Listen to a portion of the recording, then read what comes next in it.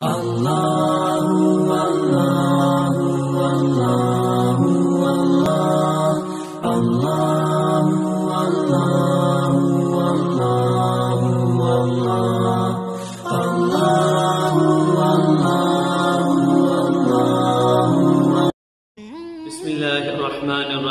السلام علیکم ورحمۃ اللہ وبرکاتہ۔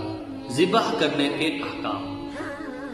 سب سے پہلی چیز کہ ذبح کرتے وقت اللہ تعالی کا نام لینا ضروری ہے۔ مستحب الفاظ بسم اللہ اللہ اکبر کے بھی آئے ہیں اور بسم اللہ اللہ اکبر واللہ اکبر واو کے ساتھ بھی آئے ہیں، لیکن اگر ایک آدمی ذبح کے وقت بسم اللہ پڑھنا بھول گیا تو وہ قربانی حلال ہوگی۔ البتہ احتیاط کرنی چاہیے کہ قربانی کے لیے جانور کو خود ذبح کرے، چونکہ ایسا نہ ہو کہ کوئی کسائی عیسائی ہو، وہ مسلم نہ ہو اور وہ قربانی کرے تو اس کے لیے حلال ہو۔